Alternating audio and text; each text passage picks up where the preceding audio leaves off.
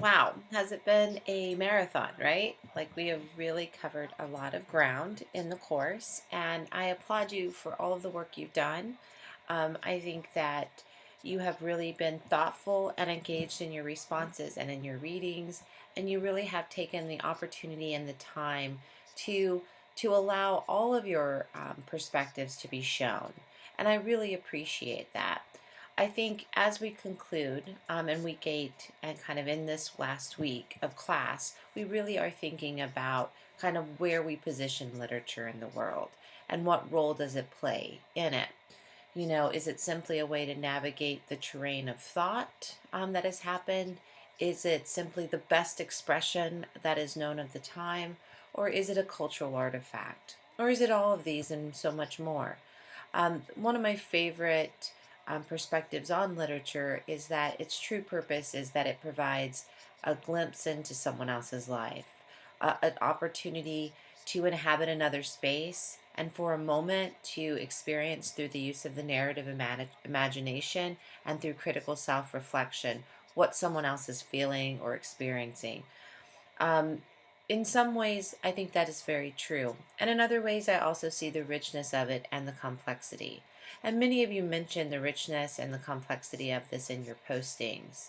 I mean, I think Tara has always set the bar high this semester with her observations, as has Mandy.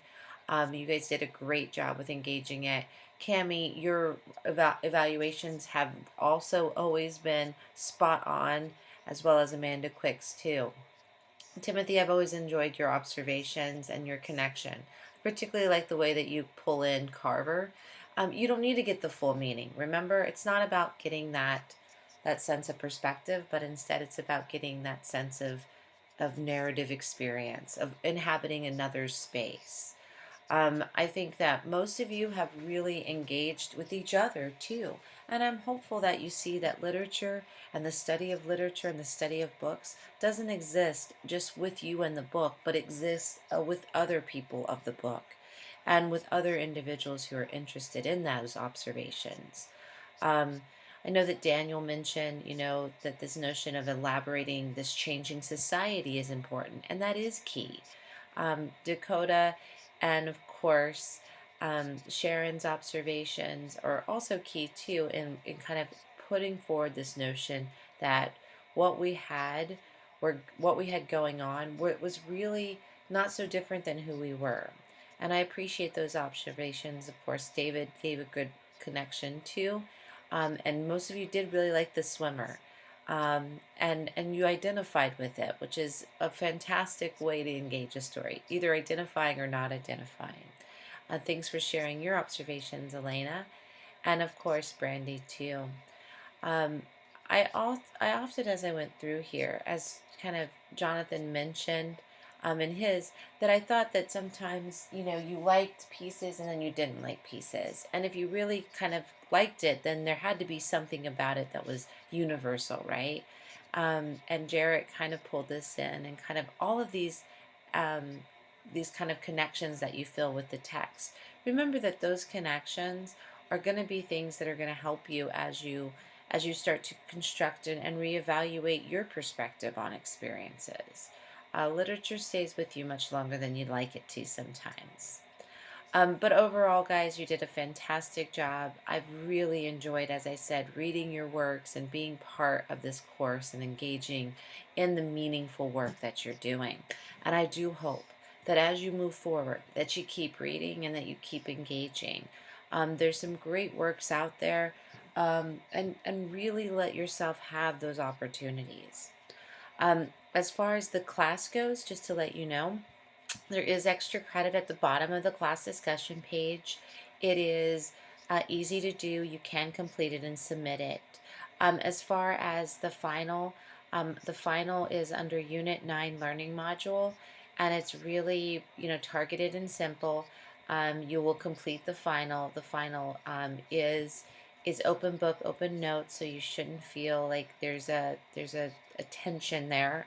It really is about your points of view and your perspectives, and the answers should be fairly robust. I would highly recommend you're going to complete the two answers. And I would normally say, at minimum 3 paragraphs to 8 paragraphs is going to be a good way to think about that. And you really shouldn't have a concern with it. It will be turned off, or it will go off on the 11th, which is this Saturday. If you need additional time, please let me know. It is not through ProctorU, so you can take it and complete it. No worries there. And when you go into it, you will see that there are 2 essay questions. One of them is about representation, and the other is about optimism and pessimism. So I hope that you do enjoy that, and you do have a chance to kind of explore your own voice. Remember to use evidence to support your observations, and you will be fine. Um, I will be submitting your final grades on the 14th of March, so in about a little under a week. So I will keep everything in there. If you have any questions, though, you can always email me. And you can email me after the class, too. I'm always happy to stay in touch with my former students. So thank you all very, very much for the work you've done.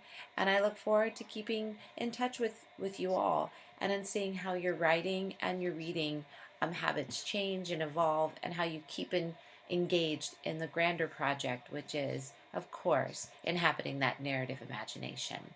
Thanks so much and have a great day.